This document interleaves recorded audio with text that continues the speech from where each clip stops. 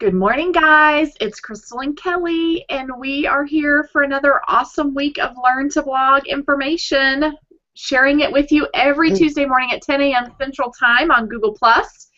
And it's always free. And last week we talked about, are you really ready to start blogging? And really last week we were kind of focused on, are you really ready to start blogging for money? Because so many people are like, oh, my friend's brother's girlfriend's uncle blogs and makes lots of money. I want to do it too. So people have to understand there's so much that goes into this before you're really blogging at a professional level.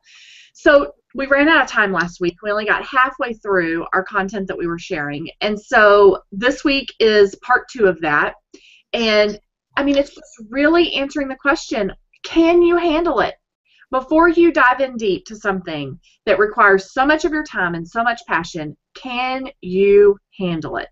Okay? So, I'm Crystal, Dallas mom blogger at crystalandcomp.com. I've been blogging for 6 years, all about mommy resources and mommy solutions. We share easy recipes, homeschooling stuff because that's the season of my life, lots of preschool stuff because I have a little preschooler who thinks he's ready for high school, and he's rebellious, and the list goes on and on. We share all kinds of mom advice. Just anything that's a mommy resource or solution is shared on my site. So hop over and check that out. And make sure you also check it out on our website that Kelly and I share together, Learn to Blog Hangouts with an S.com, which has a collection of all of our Google Plus Hangouts that we do. And Kelly will introduce herself and tell you about our new project that she has been working so hard on that is launching any day now. So go ahead, Kelly. Hi guys, it's Kelly at 3boysandadog.com. So you might notice that my background looks a little different. That's because we have some major construction work going on at the house and I had to leave. So I'm at my mom's, who is being very quiet in another room so that I can work. Isn't that nice? She's so much more considerate than my kids are. So I'm a little choppy too because we call it Mama's house. Go ahead, sorry. Yeah, I'm going to Mama's house. So I'm a little choppy because I'm on my laptop, so, you know, whatever. Anyway, so I blog 3boysandadog.com, homeschooling, homemaking tips for busy folks. I've been blogging since November 2006. Pretty much anything that will help a mom out, a busy mom out, you can find on the site, from homeschooling tips to cleaning and cooking and, you know, nice recipes and fun products and whatever. So the project that I have been working literally like 20 hours a day. Seriously. Okay, probably not that many. Probably more like 17, but it's ridiculous how long I've been spending on this forum. So it's a forum. It's a paid VIPs only forum. Yay! We're excited. We have I've been in contact with some brands and we've had some beta testers in there making sure everything works right, and like Crystal said, our plan is to launch August 1st. So keep your eye out for that. If you join our Facebook group, you'll be notified as soon as we open. So there you go. Right now we're in the process of beta testing. So we are in there trying to break things and trying to figure out how certain things will work and what it will look like. And we're so excited to share this with you guys whenever it's ready. It's going to be awesome. It will be, as Kelly has explained it, she explains it so well. She says it'll be your Walmart. It'll be your one-stop shop. So if you're wanting to know where to link your giveaways, if you're wanting to know, you know, who's hiring for VA work, if you're wanting to know brands that are wanting to work with bloggers, if you've broken your WordPress site and you need help there, who's the best host, like everything will be there. And I want for everyone to understand. If you need help with your blogger site? Yes, there will be a section for blogger. And here's the thing, people are like, well, how will that be different from your Facebook group, and how will that be different from your Hangouts? Every element that we are offering you guys has its own purpose. So the Hangouts, it's once a week. You don't have access to us except when we're live, but it's free blogging knowledge, okay? The Facebook group was an extension of that so that you guys had a place to hold our hand or so that you had a place to reach us and be in touch with us. And just toss around the ideas that were coming up after the classes were over. Or not after the classes were over, after the Hangouts were over. This forum will be, I mean, I imagine that Kelly and I are going to be spending more time there than we even spend on our blogs, because you're going to be able to get our help, get our guidance, get our the next level up of direct mentoring would be taking the class or having a consultation. But this will be our we will be 100% available to you guys on there, helping you and guiding you, and having a group of people that are all helping each other together. So we are super, super excited. This is something that Kelly and I have been talking about for a year probably. So Kelly just finally said, I'm tired of talking about it, and we're going to do it.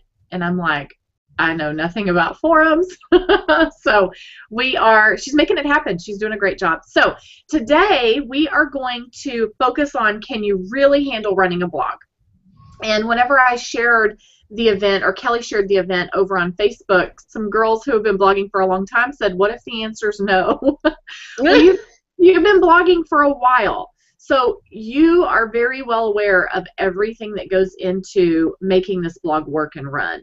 And that's just more of what we're going to dive into. So Kelly, where did we leave off last week on our notes? And we'll be checking the event page too for questions. Go ahead. Yeah, because it's really difficult for me to do that. The more tabs I have open on this laptop, the slower and more choppy my video is. So yeah, you're in charge of that. Okay, I got it. So okay, so we've said it before. You know, we're quoting the famous Holly Homer every single time, and we give her a quick shout out on it. She has always, as long as I've known her, she said that if she could work at McDonald's the number of hours that she's put into her blog at minimum wage, she would be a millionaire. It's a lot of work, and it doesn't pay off right away. So just remember that. It's not one of those quick get rich quick schemes. It's for real. It's work. You're going to have to put in the time and the effort in order to get anything out of it. Okay, so I don't remember what we talked about last week because I took off out of my construction zone home and ran here and had to call my husband and got him to give me my notes over the phone and told him just to give me the ones that weren't marked out. So I don't have the ones that we did last week. So I only have what we need to do this week. So this is my list, Crystal, and then we can break it down. But design, 5 to 8 topics, 30 articles, analytics, webmaster tools, basic HTML, and basic WordPress or your chosen platform. So when Kelly and I did this, when we were working on figuring out, you know, everything that we were going to cover for this topic, she was hosting that week, and it was the one week I took no notes. We had finished some site critiques for some bloggers. We had already been on the phone for like 3 hours, and we were just, you know, going over, I've got something in my hair and on my face, sorry. We were just going over, you know, what this hangout was going to consist of. Kelly took quick notes. I took none because it was her. She was hosting it. She'd be guiding us, and I usually take notes. So then, being that we had to break it up, now I'm hosting, and I have no notes except what Ricky, thank you, Ricky, for helping us out. Okay, so I remember one of our biggest messages last week that we really hit home about was understanding that if this is not your passion, if what you are writing about is not your passion, if you can't get up every day and write about this and work on it without being resentful, without dreading it, without hating it, then this will be successful for you. But if every day, so if you decided, this is the example I like to give. If you decided I'm going to run a deal blog because my husband has a good friend at work whose wife runs a deal blog and makes lots of money, and you could care less about deals, you have no passion about deals, you have no passion about saving money, you are going to wake up every day dreading the work that you have to do and that you have to put into that site. Okay? So whatever your blog is about, it has to be something that you're passionate about, or you will resent it, hate it, and be miserable. Okay? And it will, and your readers will know that, and the brands will know that. No one will want to work with you. Your readers will not stick around because it's not the tone that they're looking for. So passion has to be the number one thing that's fueling you for whatever you're writing about. So Kelly, let's talk about if you haven't watched last week's video, Kelly shared a link over in the event page. And that goes over some of the basic things, the beginning things that need to be set up and that you need to be thinking about before you are ready to start blogging, professionally or hopefully for an income. So the next thing is design. Kelly, do you want to talk about that a little bit? Yeah. So, okay, we all get this blog and, we have 3 people reading it and we think we need to go spend $3,000 to make it pretty. Honestly, it doesn't matter. If it's crisp and clean and easy to navigate, it doesn't have to be pretty. So, to me, that's not a main priority. Your main priority is making sure that you have steps in place to make it easy for people to get from point A to point B, and C, D, E, F, G, H, whatever. The color, who cares? You can change it later. But if you're going into this or you've been doing it for a while and you're ready to make the step to professional blogger, you need a logo. You need a logo that's going to be recognized across the board. When you see golden arches, you immediately know it's McDonald's. When you see the swoosh, you know it's Nike. It doesn't have to say Nike. It doesn't have to say McDonald's. You know. When you see the little Statue of Liberty thing on the green background, you know it's Starbucks. So you need a brand. That would be your logo. That's recognizable across the board. Kelly, that's not a Statue of Liberty, honey. It's a mermaid. It's a mermaid. It's a mermaid? Mm-hmm. And it's part of their story. It has to do with the backstory. Oh, I don't care. I'm like, Statue of Liberty, Starbucks. No. No. I thought it was Statue of Liberty. Go ahead. That's funny. Huh? Now I'm going to have to go read the story later. Okay, well, so whatever. I still know what it looks like, whether I know what it is or not. Right? Okay, go ahead. Sorry, I don't drink at Starbucks. I may have drank a couple of glasses, in my life, a couple of cups of coffee. Okay, go ahead. Nope, I'm done. I'm just talking about design. It's all to you. Your turn. So let me tell you, when I first started blogging, I was on Blogger, so was Kelly. And initially it was just a bare bones thing. I knew nothing about design or how to do it myself or who to turn to get them to do it. I knew nothing.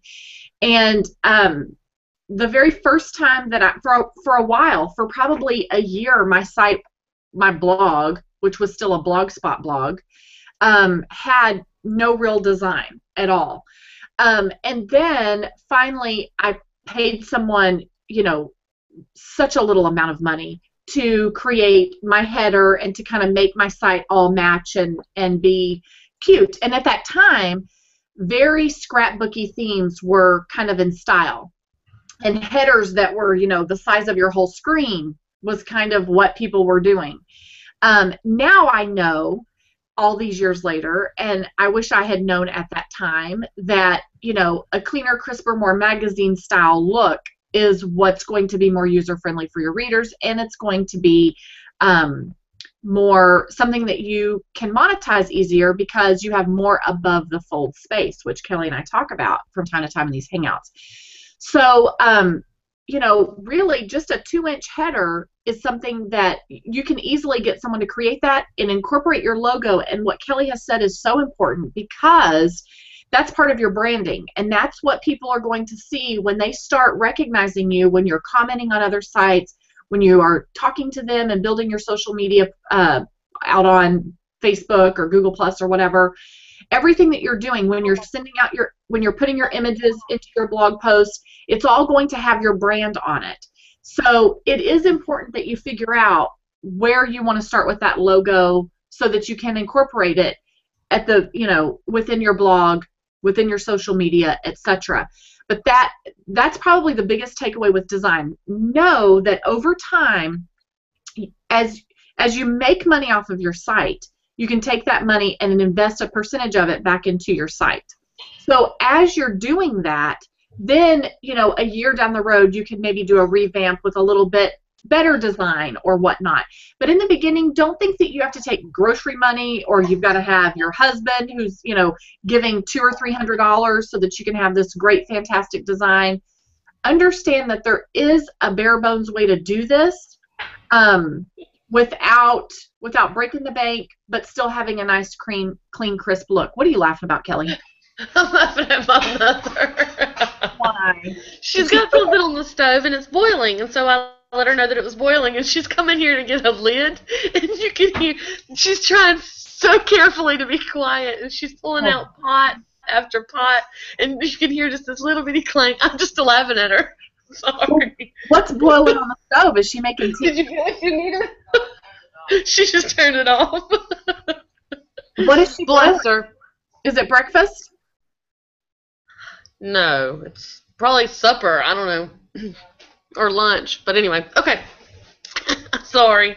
I didn't mean to distract you. It was funny. She was trying so hard, and she has tile floors, so every time she would set something on the floor, it'd go ching. That is funny. Tell her no worries. No worries. And my kids would have just, pulled everything out and made this loud clang, and I'd have been like, sorry. Okay. So design. Clean, crisp, clear, easy to navigate, a logo that people recognize. Check. Check. Next, 5 to 8 topics. So you need to decide what you can write about for the rest of your life. Because, hey, there's no retirement fund in a blog. So,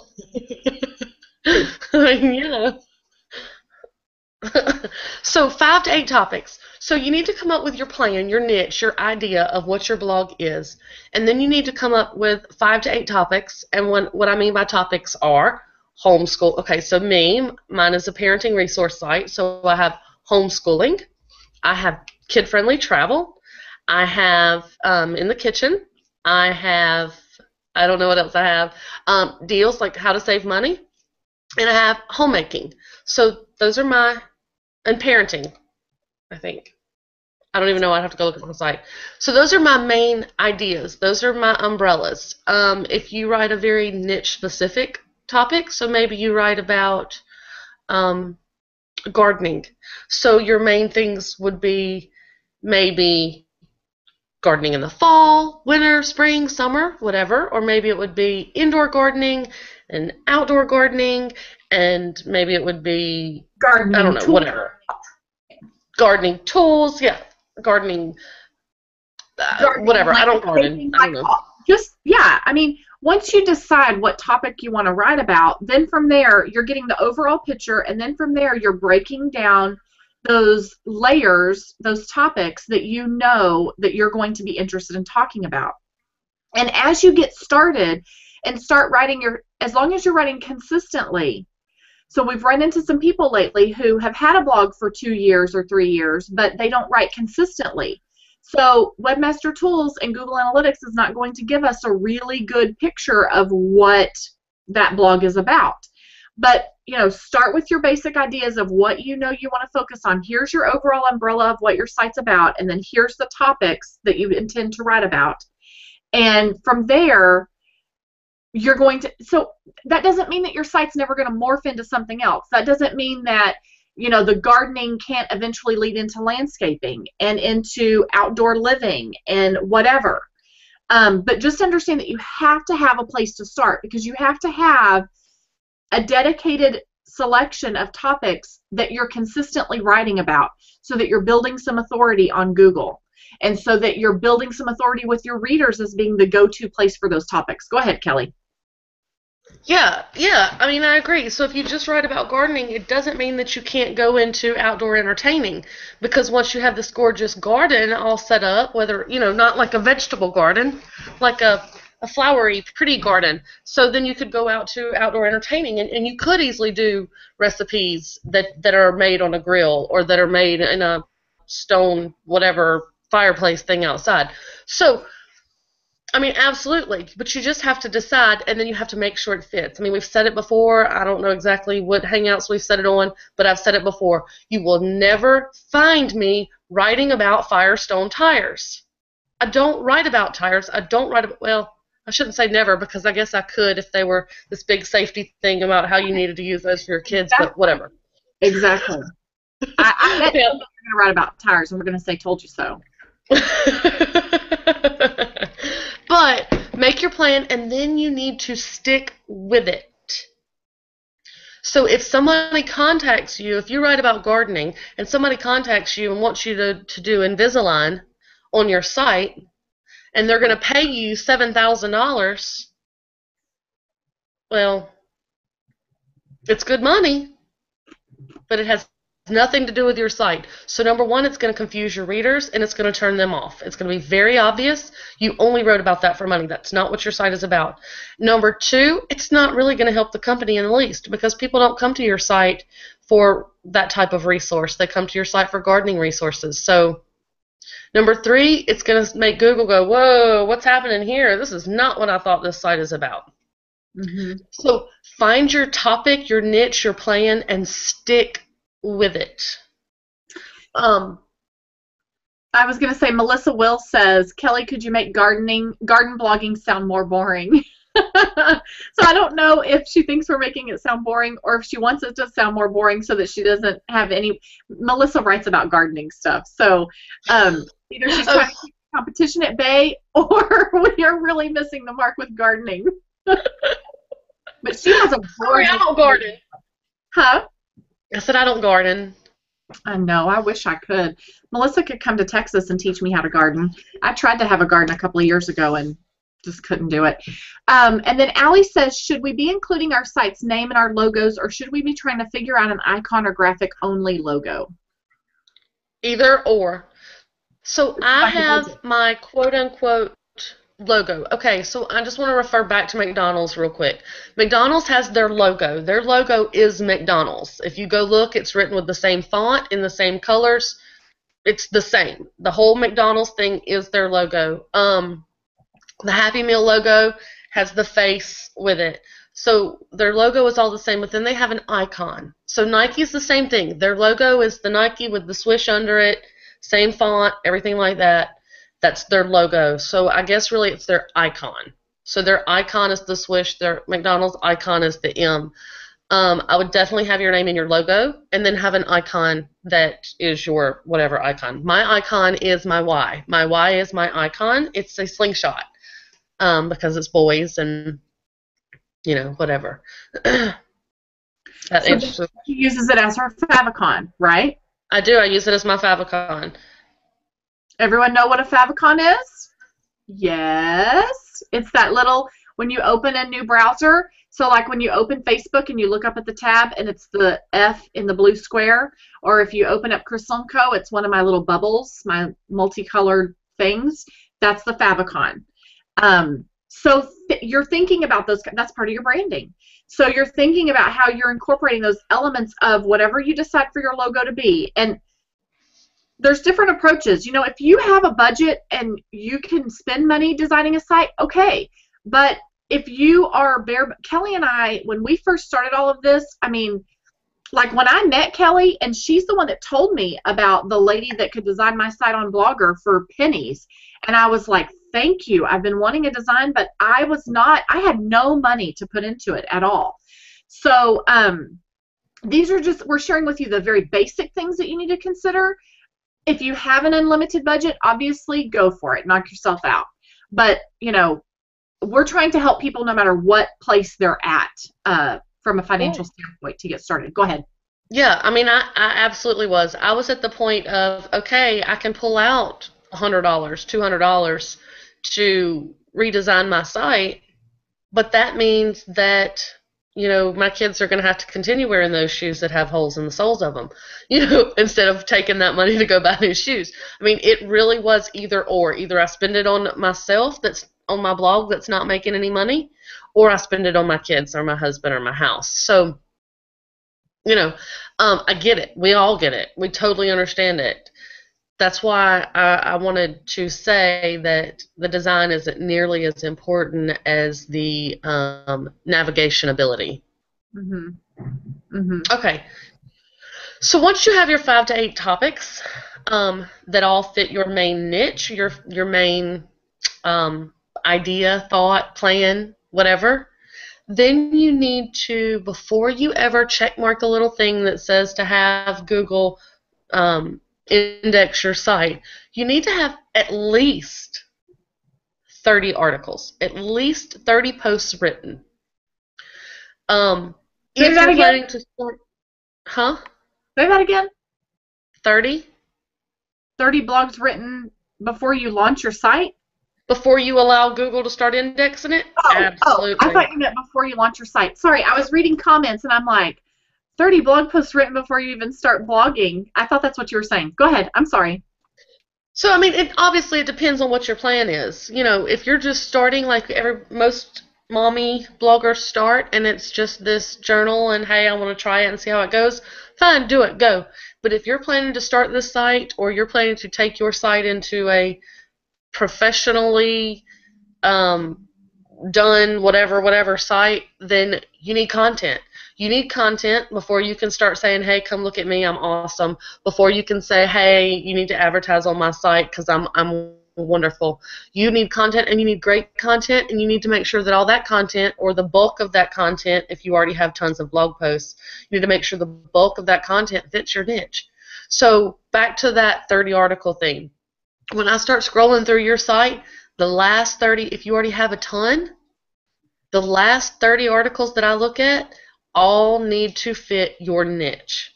If you don't have a main topic / category set up for that niche, then you don't need to be writing that post. It doesn't fit.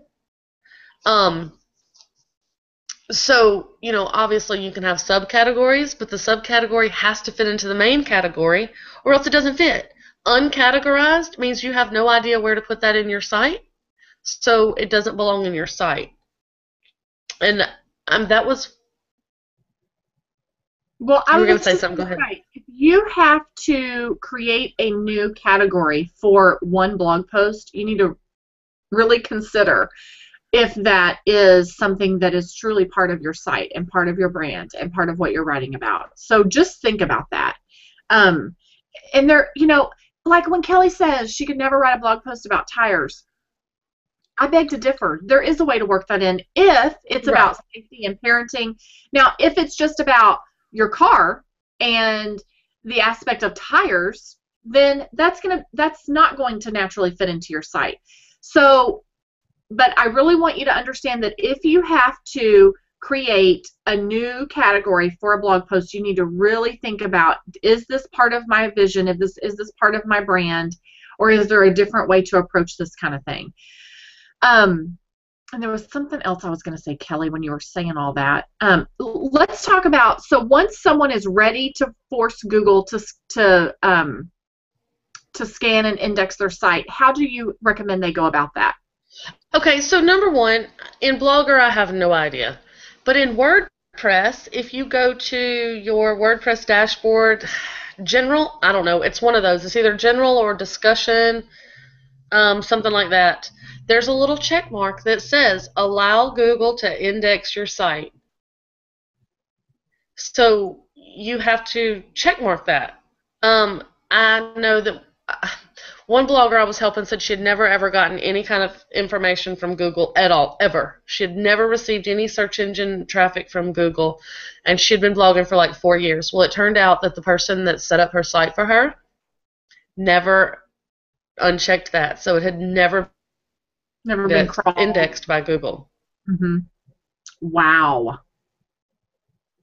That is super scary. So, but you can also you can also go into your Webmaster Tools and force it to.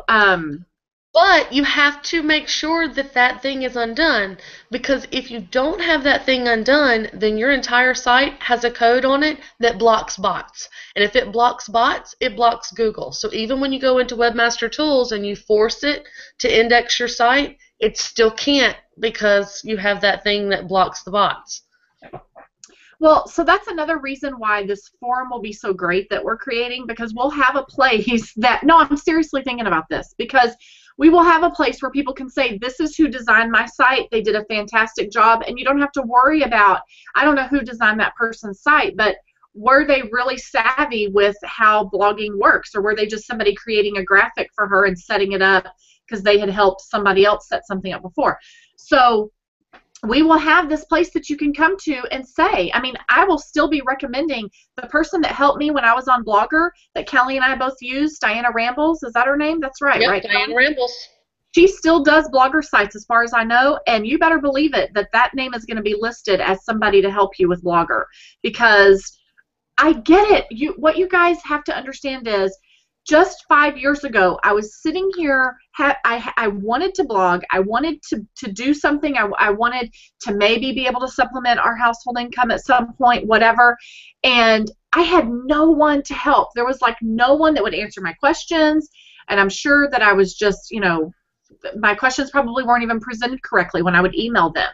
But I needed help, and that is why we do these Hangouts. That is why we have our Facebook group. That is why we offer you the classes, and that's why we have the forum. Because no matter what your financial income is or whatever your financial situation is, we are here to help you, whether it's free, whether it's customized, whether it's a forum, whatever it is. All of this information, if I had had this 5 years ago, I bet you that I would have been able to have some success in blogging earlier. Don't you think, Kelly? I mean, like, if we had somebody that was helping us, when I met you was when I finally started seeing results. Absolutely. Right. Exactly. Okay, so there were a couple of comments that came in about topics. So Simply Fresh Vintage says, an easy way to identify and remember what your 5 to 8 topics are is to set your menu items as those topics. So this is your master guideline. So amazing. And let me tell you why that's so smart. Because number one, yeah, it's going to remind you what your main topics are. They're right there in front of your face. Number two, Google is reading your nav bar. And when it's reading that, it is telling Google what your site writes about, what your site is about. So for the purpose of for the purpose of Google, yes, yes. Number three, when your site loads, that's one of the first things, aside from your header, one of the first things that your readers see is your nav bar. That nav bar tells them what your site is about. So within 10 seconds, Google knows what your site's about, you're reminded what your site's about, and your reader knows exactly what to expect whenever they land on your site. So that is bingo. That is exactly right. It is very important that that stuff is listed in your main nav bar. Cindy Howell says, absolutely. When I started, I had a huge list of topics I thought I was going to write about. She left this comment about 10, 15 minutes ago. She had this huge list of topics she thought she was going to write about, and it was too big and too varied, and she's finally narrowed it down. And that's exactly what will happen. So you'll have this idea of what you think is going to take place on your blog, and over time it will morph, but you have to have a starting place, and you do need to stay true to your overall vision from the get-go. You know, I doubt that Cindy's stuff started off talking about kids and then went to just being an exclusive food blogger. So, you know, you're going to have this main umbrella, and then from there you're going to break it down. Is that going to change some? Yes. There will be some varying, and there will be some morphing that takes place, but you have an overall idea that you're sticking to. Do you want to add anything to that, Kelly?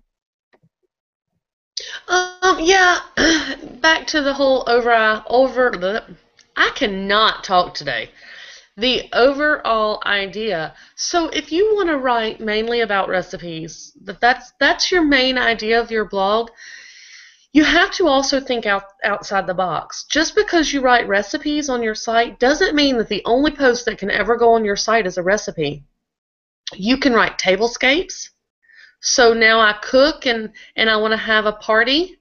So how do I make these fancy dishes stand out on this dining room table? So tablescapes are really good. They go right along with cooking. Certain like kitchen gadgets and things like that, certain magazines, all those can be reviewed and written about. What else, Crystal? I don't know. I was looking at messages.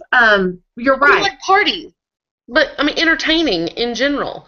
So, you know, don't think, oh my gosh, it just takes so much time and effort. It takes me 3 weeks to write a recipe post, so I can only write once every 3 weeks.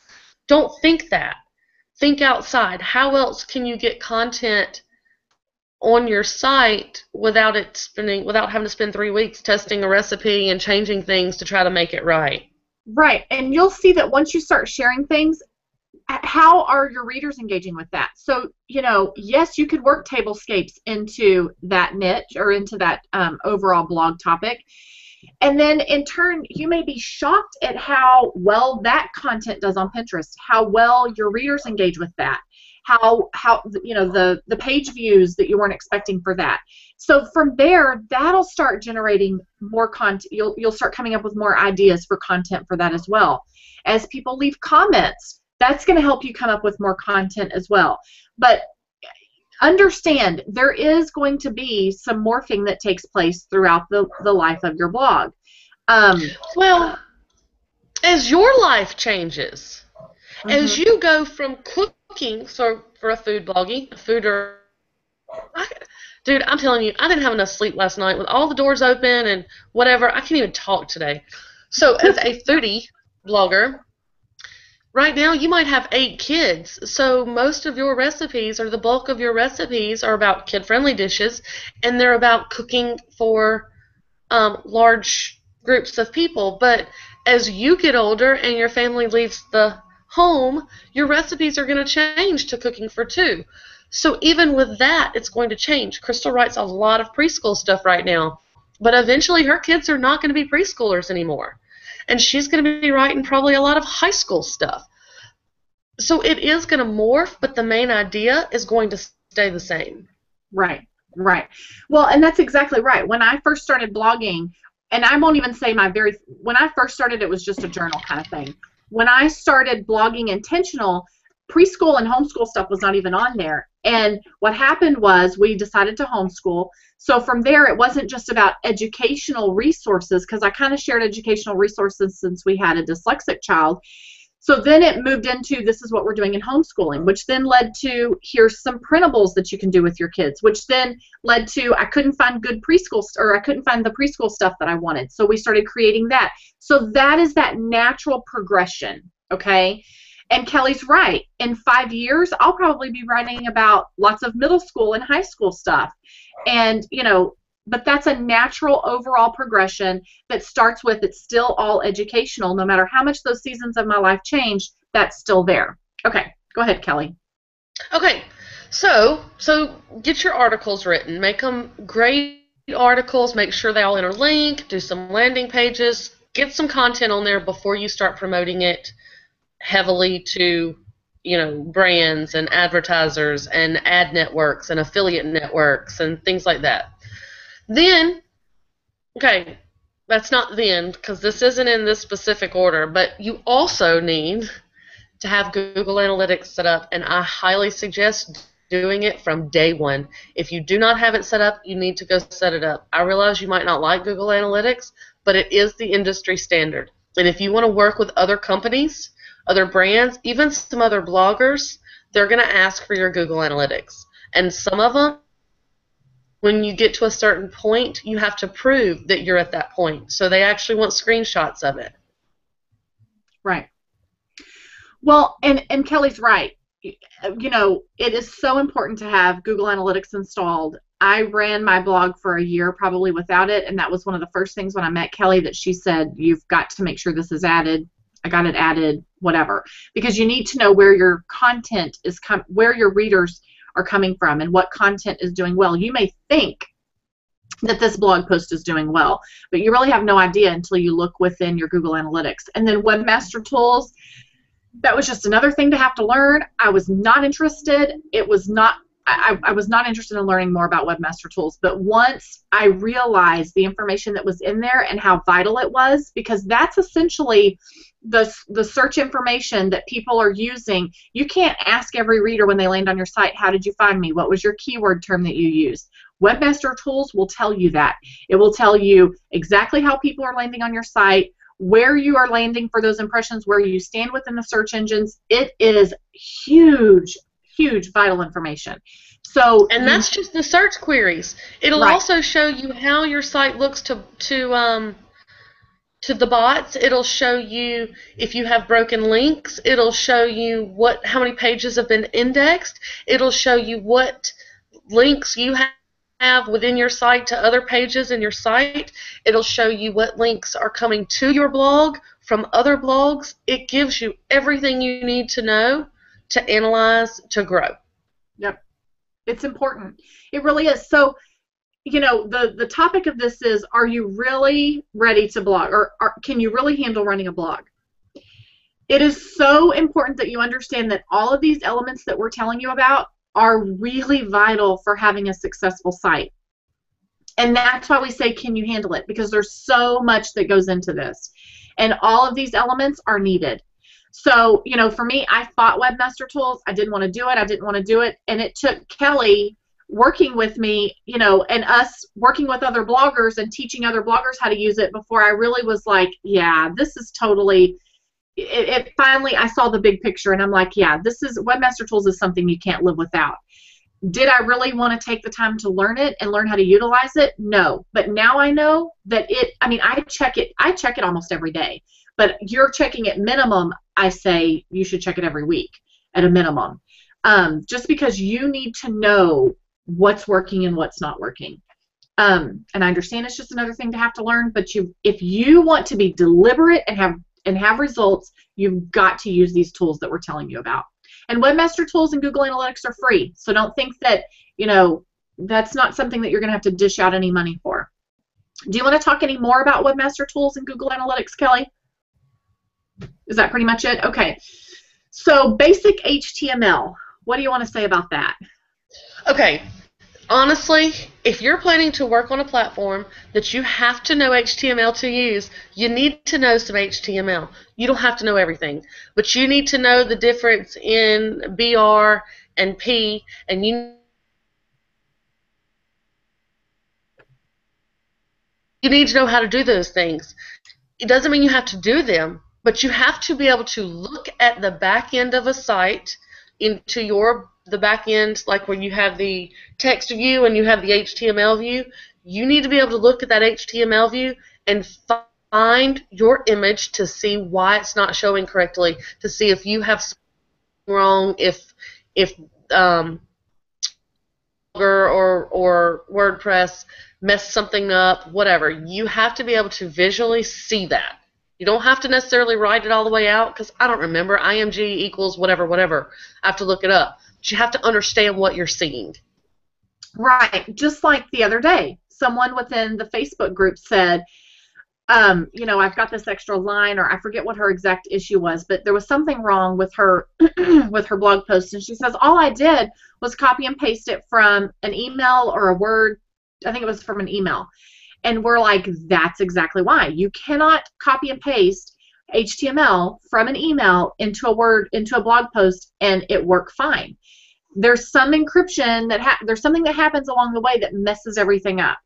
So it's knowing that and understanding that and being able to go from the regular view to the HTML view and see, okay, this isn't working because I've added an extra line of code here somehow without even realizing it. You need to be able, I knew nothing about HTML 6 years ago. So what is that noise, Kelly? Mama's cell phone. Mama, get your cell phone. Hurry up. No, I'm kidding. My cell phone goes off all the time during these things.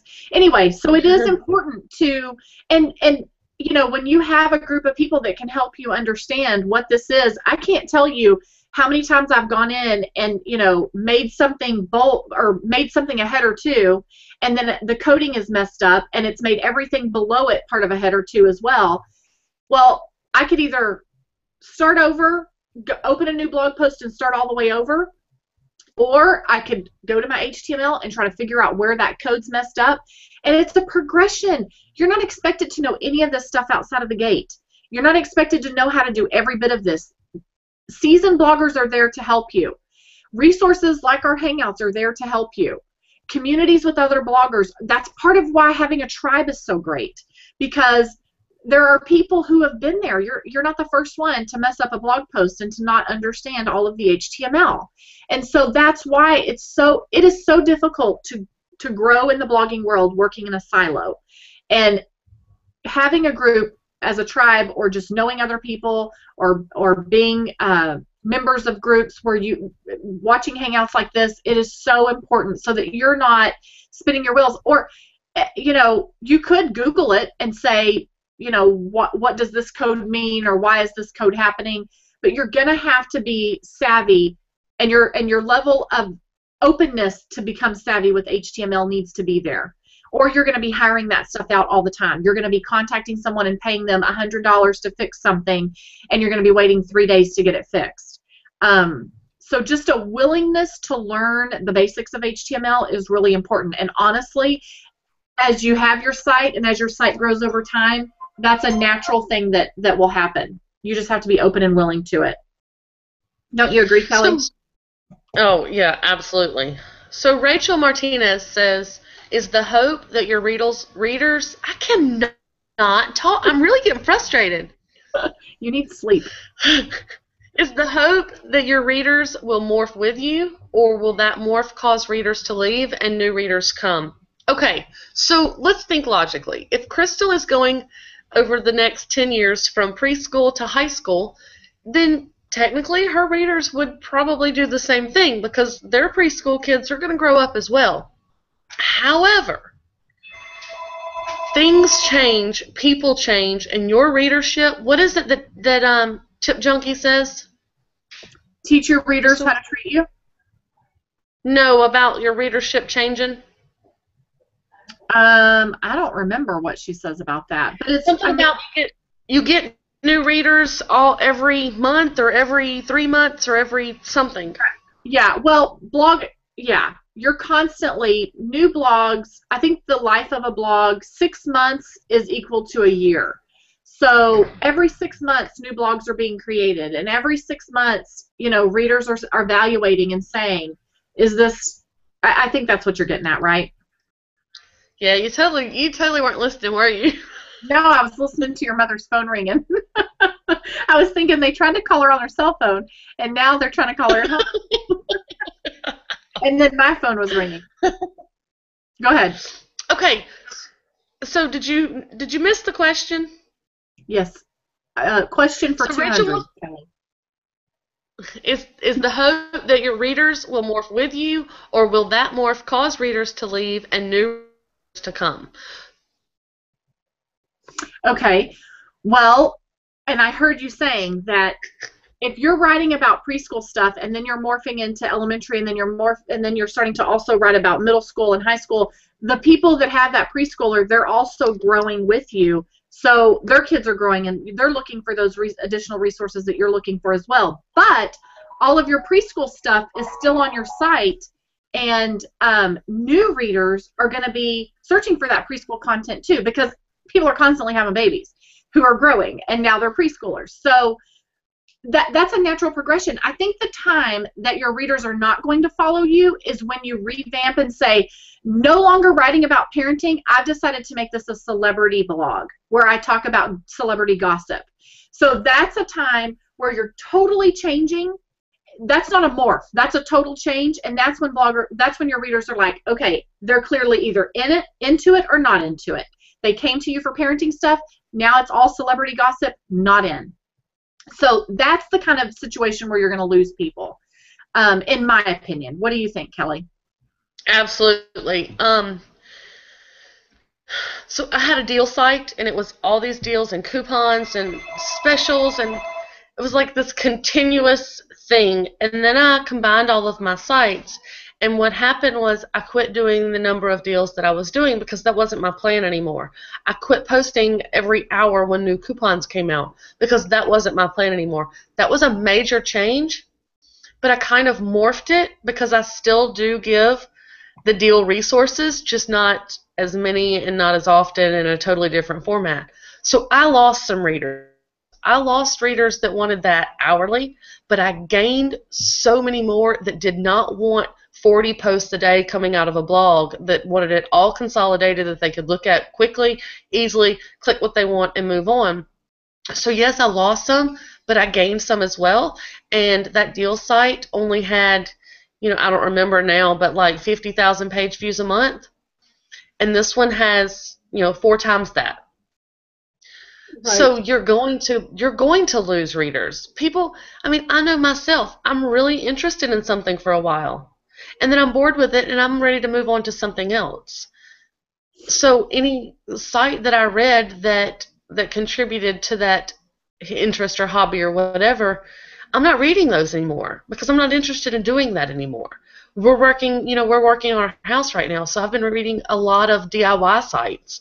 I've been reading a lot of design sites. I've been, doing all that kind of stuff. But once our house is finished, I'm not interested in continuing to do that. So I won't be reading those things anymore. I will go to something else.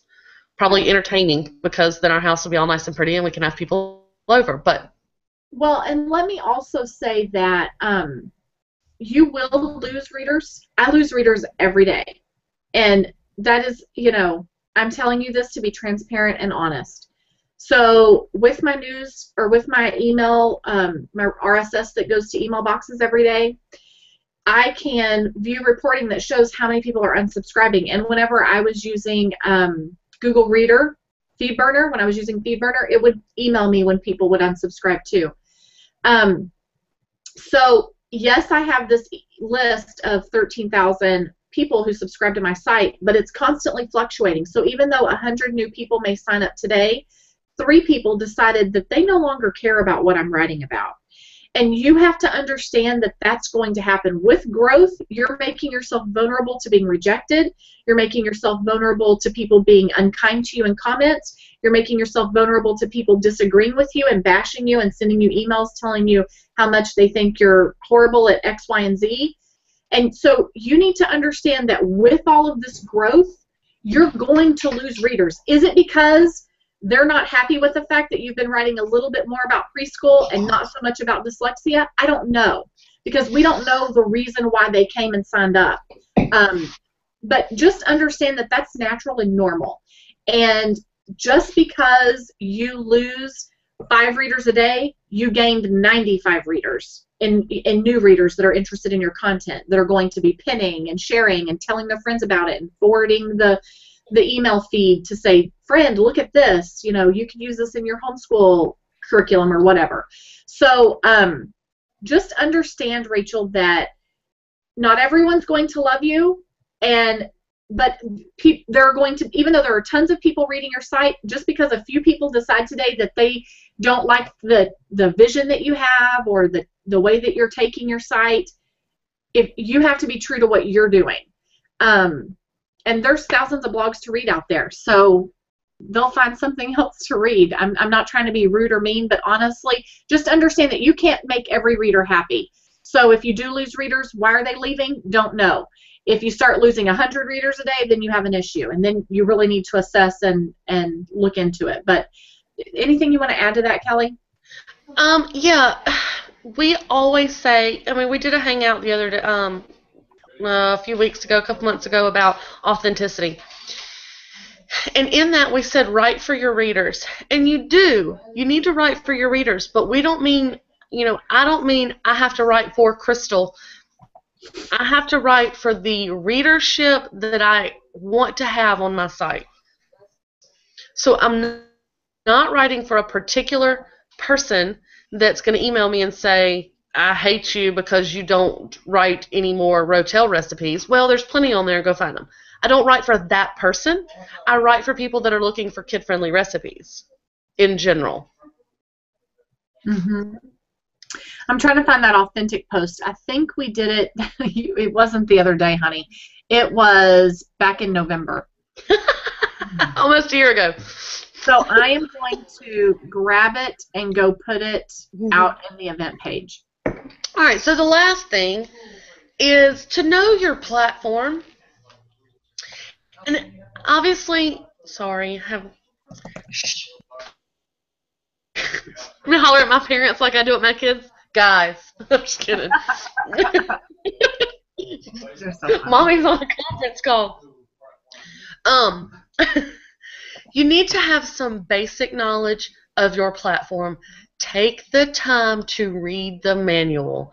Understand where things, or know how to find those things. Know that this is where the manual is for WordPress, or this is where the manual is for Blogger, so that when you need to find out how to install an analytical code, you don't have to wait 12 hours for somebody to answer your question in a forum. When it's something basic like that, know how to find the manual or know a site that tells you step by step how to do certain things so that you can get it done immediately.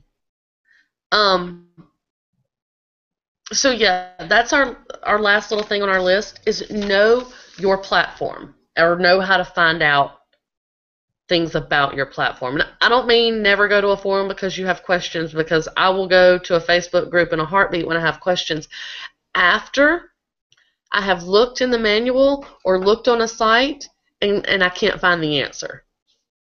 Yeah. So I'm horrible with manuals.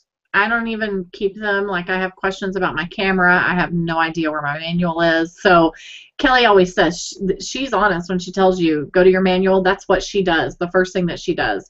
So if you don't have the manual, do some Google searching just so that you're familiar with what's going on.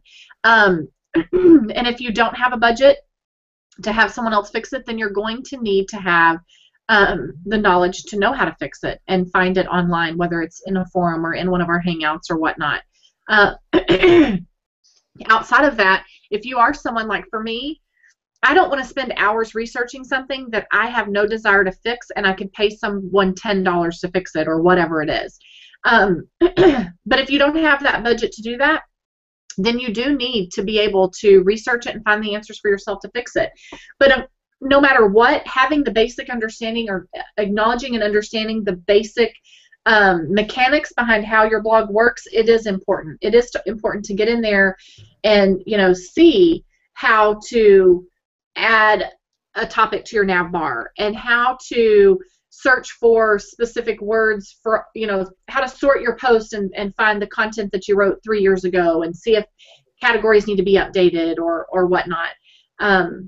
Yeah, I agree, Kelly. Anything else you want to add? Nope, that's it. Excuse me, that's it. Okay, if you guys have any final questions and you want to add them over in the event page, we will be answering them. Michelle McKinley says, I have real-time open all day in Google Analytics. It is addicting. But that real-time will tell you if your actions or if your deliberate actions are working and bringing you traffic. I mean, it's a great way. That's not the only thing. Before Crystal and I moved to a dedicated server, a server that's completely ours, our own. We don't share it with another soul. Crystal would get a big surge in traffic and it would shut down the server. And then I'd get a big surge in traffic and it would shut down the server. So we had some major issues. We were working very closely with our host, Kat, at eDesign to try to fix the issues. Until finally she said, look, I've given you everything I can give you. You're going to have to move to something bigger, something just for you. And so we did. But before that, it was like this constant, oh, I'm down.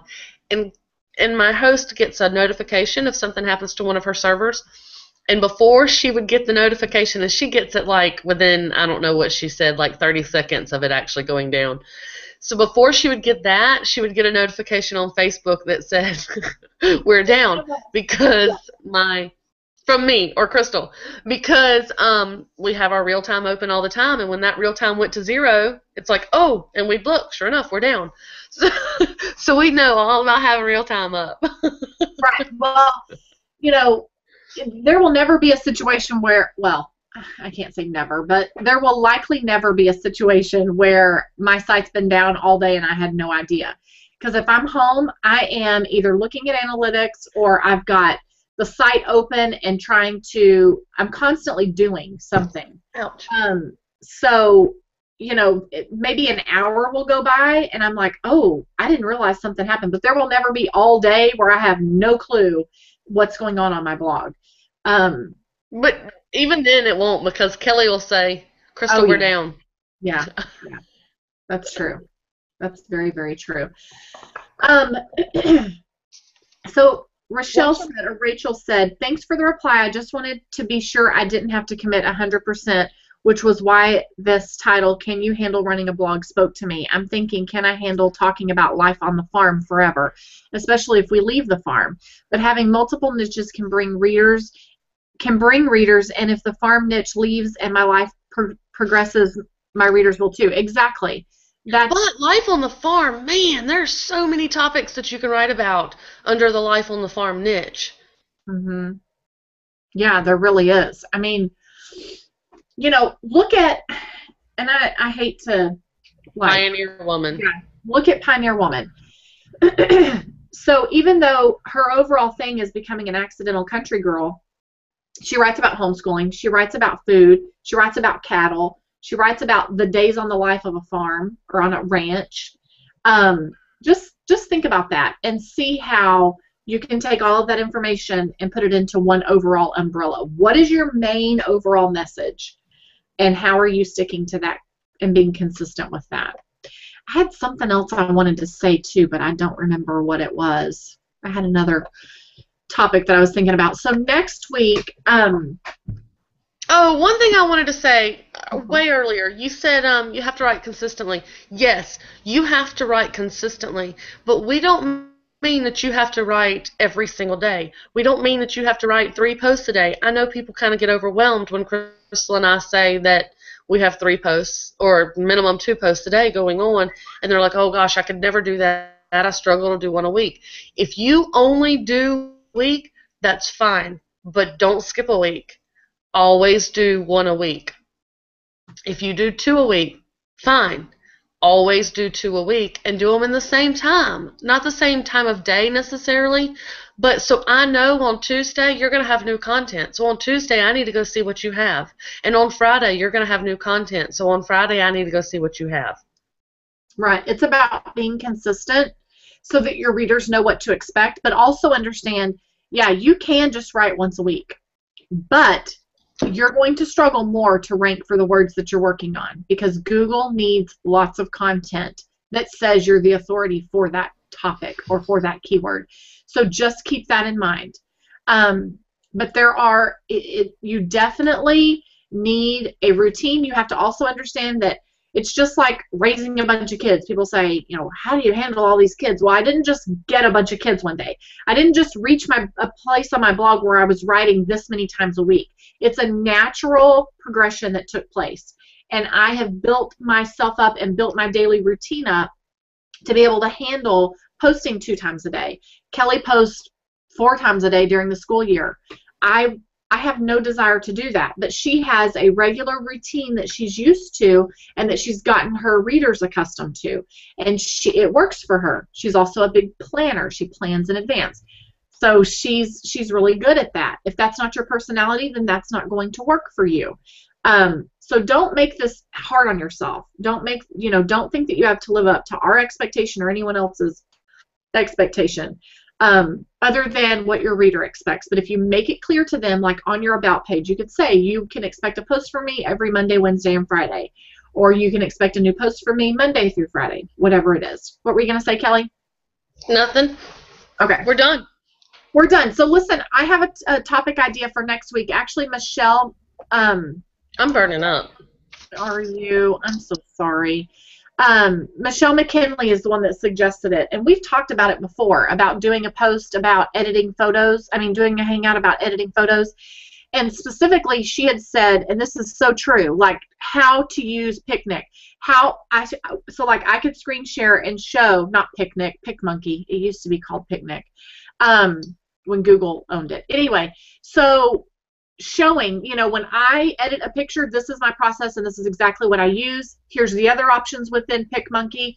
This is how Kelly edits a photo. I think that could be a really good topic. Don't you think? Sounds great to me, assuming that I can. Okay, the only way that I can do it next week, though, is if my house is available next week, because I don't have any of that stuff on my laptop. Okay. And Michelle, Moms Are Frugal. Hello, Michelle. How are you? She took our class. Should you let your readers know if you miss a week or are having a chaotic moment in your life? Elaborate, Kelly. Absolutely not. Because when I come to your site for the very first time and I see a post that's about Halloween tablescapes, I don't know why I'm into tablescapes. I don't use tablescapes, but that is in my mind for some reason today. Anyway, I see something about Halloween tablescapes and I love it, and now I'm planning for Thanksgiving because that's coming up next, and I start scrolling and I see the next post says, sorry, I've been gone for a week, and then I see another post that says, hey, I'm back, and then I see another one. any of it, okay, she's not invested in this site, it immediately tells me that. And if you're not invested in this site, then neither am I. If you leave those off, it's not as immediately obvious that you're not going to be around consistently. So never say that. It took us a while to learn that too. It's not, I mean, everybody has to learn that. I mean, when I first started blogging, I would take off and I'd come back. So I've been gone for 2 weeks. Okay, well, you know. Right.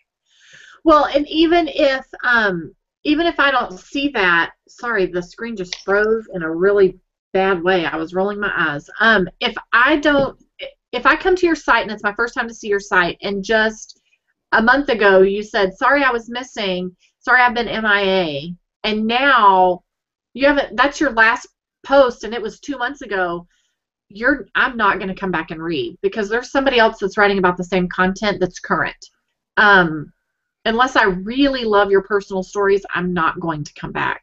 So Plus, now Google thinks you're writing about missing. Yeah, that's true. That's very, very true. Okay, lady, we are 6 minutes over, so we'll see you guys next week, and we'll talk about editing pictures and using PicMonkey. All right, Kelly, have fun, and I will talk to you in a little bit, okay? All right, bye. All right, bye, guys.